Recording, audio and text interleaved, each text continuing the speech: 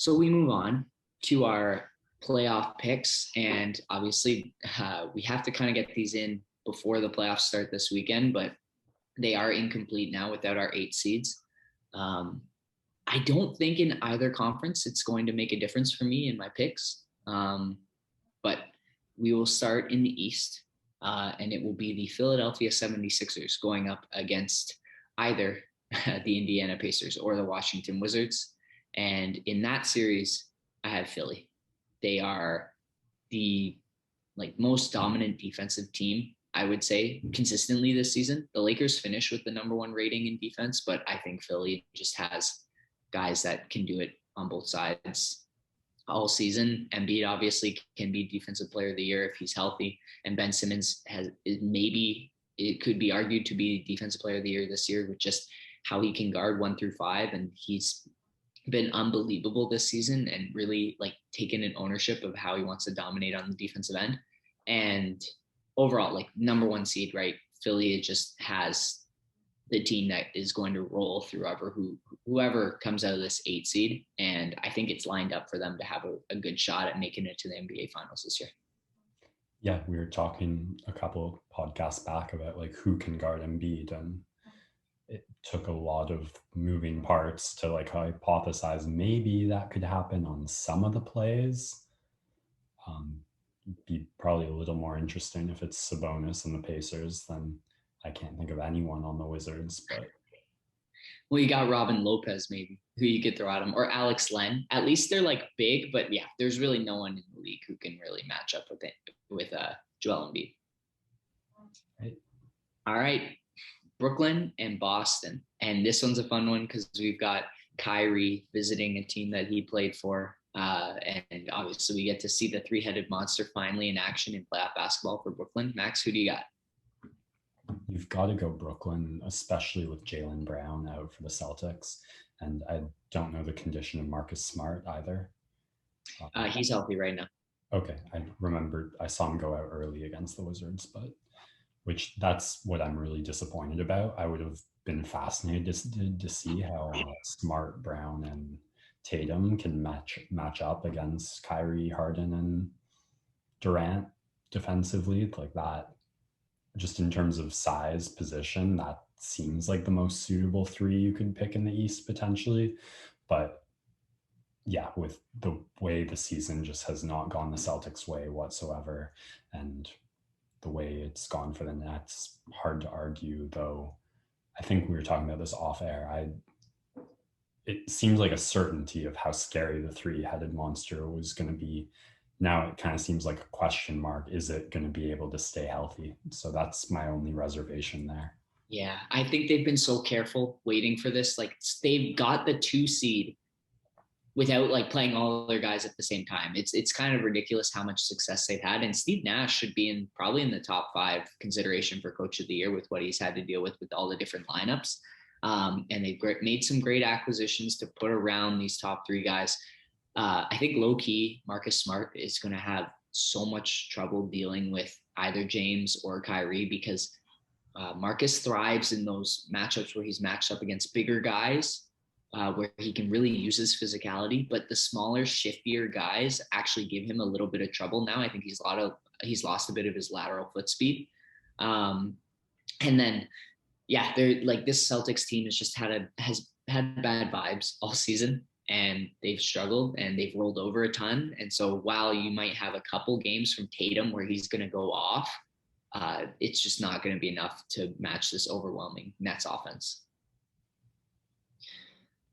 I think the most intriguing matchup in the East is this next one, the Milwaukee Bucks visiting the ghosts of bubble past, facing the Miami Heat, who are the defending Eastern Conference champions. I will go first on this one. I have the Bucks, and I think they are going to get over the hump here. It's a tough first draw, and they, in theory, to get to the finals, the Bucks have to go through Miami, Brooklyn, and then Philly, which is an absolute gauntlet. But I think the first step they'll be able to accomplish. Drew Holiday, huge acquisition.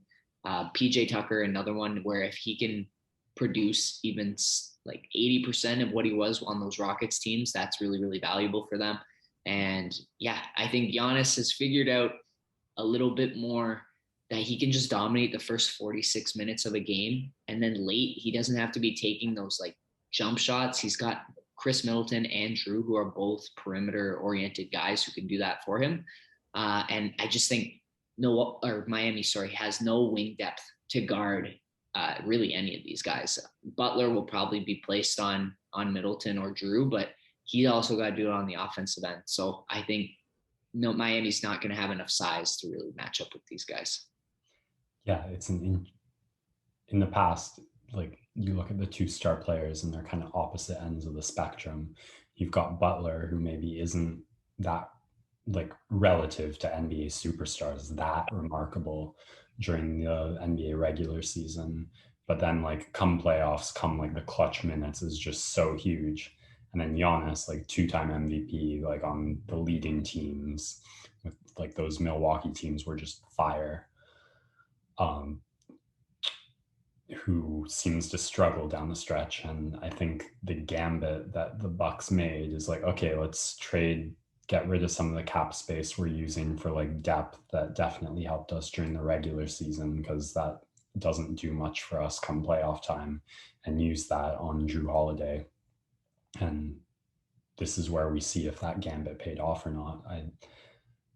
I think if the Bucks are going to run through that gauntlet, a team like Miami that has that playoff intangibility and is really, you can almost be certain, going to bring the pressure and intensity, like the Bucks need to acclimate to that to have a shot at beating those other teams. So I don't know if Milwaukee has like figured it out. I don't know if Miami's going to like rear that like playoff, if like Hero, Robinson are going to return back to form. I don't have a pick on this one, but I agree with you that it is for sure the most interesting. The X factor in this series is the shooting. And if Miami can really turn it up and start putting the ball in the basket at a high rate from beyond the arc, then that's going to swing things, because it's a battle of coaches where Spoelstra is so versatile in the looks that he throws on both sides of the ball, and Budenholzer seems a lot more set in his ways, and he plays that drop coverage with Lopez. They've experimented with a little bit more switching this year, Milwaukee, but it's something where if Miami finds something that starts working, it will be interesting to see how Budenholzer adapts to that adjustment, and I just don't know if he can do that. So Milwaukee has to have some early success in order to win this series, because if Miami even takes game one, the sky will be falling in Wisconsin. All right, we'll go to our final series here in the East, the New York Knicks and the Atlanta Hawks. This is a fun one. Two teams who have not been in the playoffs in a while, with two young cores. Really, really fun matchup. It's a team that's built more on grit and defense against a team that is run and gun, and they're going to score a ton of points. And in this series, I'm going to take the Atlanta Hawks, because I think their talent level is more overwhelming, and I tend to lean with the team that is more talented over a team that is built on grit and grind and may struggle to score the basketball late in these games. In the end, it's really going to come down to, can the Knicks score enough, and can the Hawks play enough defense? I think Madison Square Garden might have an impact in this series. So if the Knicks can win a couple of these games, especially if they can get one in Atlanta, that will really help their cause. But I'm going to go in Atlanta here, because I just think they have too much offensive creativity. Whereas when the things really start to get in that half court setting, the Knicks are really going to struggle to create offense. Whereas I think Atlanta just has enough firepower to help them succeed in those late game scenarios. This one, I think, is going to go 7, though. And you think the Hawks are good enough defensively to stop a lackluster offense? I think you can hide Trae Young somewhere on this Knicks roster, because they don't have necessarily like 5 guys who can really attack you. And then Clint Capella's been like super underrated and really, really strong this season. And they have enough wings. Like DeAndre Hunter can get in front of someone. Gallinari, not the best defender, but he's a body that can get in front of people. Herter, Bogdanovich, they compete. They're going to struggle defensively, Atlanta as well. But I think when it comes down to it, these guys have never been in this situation. I think they can elevate the compete level enough to make it difficult on the Knicks to score the basketball. Sounds convincing to me. I'll go with Atlanta for similar reasons. All righty. We'll move on to the West, where we have the Utah Jazz taking on the winner of the Golden State Warriors and the Memphis Grizzlies. And Max, I'll let you go first for this one. Steph Curry is going to take over against the Grizzlies and against the Jazz. Draymond is going to help out. The perimeter defense is going to be there, and the Warriors are going to make it to the second round of the NBA playoffs. A hot take. All righty. I like it, especially with the injury concerns of Mike Conley and Donovan Mitchell, who I think they held out just to make sure that they were 100% going into this first round. I'm going to go Utah here because of the overwhelming talent disparity. And Golden State showed me a ton in this Lakers game where I think they could probably fight and make this game 6 or 7 game series. But I worry the Lakers were rusty. They had trouble generating offense. And so Golden State's defense maybe gets a little bump from that. Whereas Utah is an absolute machine. It's these two to four really creative ball handlers on the perimeter with Rudy Gobert diving to the basket. I think you'll see Golden State pull out a lot more switching, especially if they try and run Draymond at the 5 because they're not scared of Gobert beating them. But I think Conley, Mitchell, Bogdanovich, Joe Ingles, and Jordan Clarkson, there's enough guys who can create their own shot on this Jazz team that they're going to have enough firepower. And again, the Jazz, like with the continuity, are also a really solid defensive team. And so they'll be chasing Curry around a lot. And this series will come down to the role players of the Warriors. And I just don't know if they have enough. There's a reason why they were the 8th seed this season. Our next series is probably going to be the most watched. I don't know if it will be the most intriguing, but it definitely will be interesting. The Phoenix Suns and the Los Angeles Lakers. Phoenix, since 2011, had not made the playoffs. They're finally in, and this is who they draw as their first round opponent. As a Suns fan, you just got to be scratching at your eyes, but also excited because this is a young team that is going to get the absolute best challenge you could possibly have in a first round series. If Chris Paul can pull out this series, it will immensely increase his stock in terms of a playoff performer. And yeah, I think he definitely has. I think Phoenix's backcourt has the defined advantage here. And like Booker and Paul will be able to score at will. I think Caruso and KCP, solid defenders, but there's a level of shot making from these two in Phoenix's backcourt that is just elevated. It's on a different level. But I think the difference in this series is just the sheer size of the Lakers. So you can run LeBron out there. He might have a little bit of trouble with Mikal Bridges, but he's got that strength as opposed to Bridges being able to stay in front of people laterally. And then Anthony Davis, Phoenix has no one to guard him. It is going to be a bit of a massacre. Like, I don't think Cam Johnson, Dario Saric, Ayton, any of those guys can really stay in front of him. Kaminsky either. And then you've got a center that you can run out there. I think we'll see a little bit more Marc Gasol in order to match up with DeAndre Ayton, but you also have Andre Drummond and you also have Montrezl Harrell. So just so much of big versatility for the Lakers. And I think the physicality is going to overpower the Suns in this series, and I'm going to take the Lakers. I love this matchup. You put it so well there. Like, it's the bigs of the Lakers versus the guards of the Suns. Like, each team holding an absolute respective advantage there. Bridges against LeBron, I guess, is kind of the first. Like, if he can't do enough to contain and admittedly aging and somewhat injured LeBron, so there's some hope there, then we probably don't get too far into the intricacies. But I'm going to go against your pick and say that the guards of Phoenix are just going to be too much to handle, especially after watching the Lakers really struggle to contain Curry, who did not have another guard with him of like similar ability. You mentioned the pool shot. So I think that Paul and Booker are going to exploit the holes in the guard defense, and the Suns are going to get it done and upset the Lakers. Alrighty, 2 underdog picks. Denver and Portland, and the MVP, most likely, of the NBA season, going up against another probably top 5 MVP finisher in Damian Lillard. Portland, this was huge for them to get out of the play-in tournament and secure a 6 seed and get healthy, because this team has struggled with injuries all season. They have been horrendously bad on defense, but so have the Nuggets. Like, the Nuggets low-key have been a pretty poor defensive team. Jokic has been unbelievable. Michael Porter Jr. has taken a step up, but Denver's really going to miss Jamal Murray in this series. And Damian Lillard just elevates his game in the playoffs. I think Nurkic is going to be a little bit more healthy and is actually going to be a pretty solid guy to defend Nikola Jokic.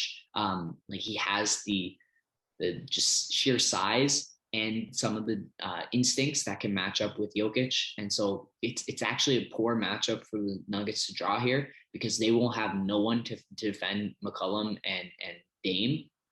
And this series is truly going to come down to what they get out of Porter.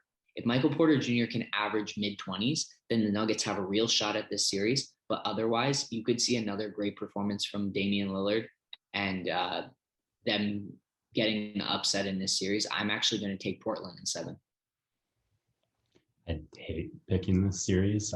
If I could pick one team to win a ring, it would be Portland, just for Lillard's sake. And I really hope to see that before his career is over. But I'm going to go with the Nuggets. I don't think it matters how well you can guard the scoring of Jokic. It's everything else he does that there is no answer for it other than like perfect 5-man defense. Our final series, the Los Angeles Clippers and the Dallas Mavericks, a rematch of last year's first round that saw some absolute Luka magic. And I cannot wait to see him do it again. But I have to go with the Clippers because of, again, the talent discrepancy. This Clippers team is maybe the most talented team on paper besides the Lakers. They tank out of the 3 spot to finish 4th in order to get this Dallas matchup because it works for them. Paul George, Kawhi Leonard, as great a matchup as you could have on Luka as anyone in the league.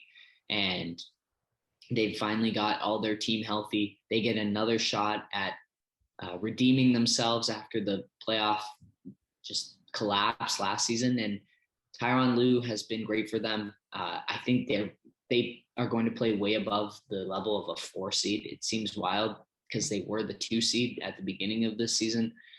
Kawhi and Paul George have been load managed. They're ready to go. They're fresh, even fresher than last season because the pandemic just screwed things up. And I see the Clippers again setting themselves up here to have a pretty decent run towards the conference finals. So I'm going with the Clippers. Yeah, the only pick in the side of the conference we're agreeing on. It was close, but the Clippers beat them last time, and I don't really see the Mavericks as having taken any of the steps forward since last season. If anything, there's been a bit of regression. So, and whereas the Clippers, I think, I guess they've finished slower, but it seems more likely that they've had like some hard questions, and I guess we'll see if they've come up with the answers, but I'm going with the Clippers. All righty. So there you have it. Those are first round NBA picks. I'm going to do, Max, I'm going to get a quick finals prediction from you. I'm sticking with mine. At the beginning of the season, I went Lakers Nets. And since both of those teams are still here and they're both still favored, I got to stick with it. I can't really switch up. So I'm sticking Nets Lakers as my NBA finals prediction. Who you got?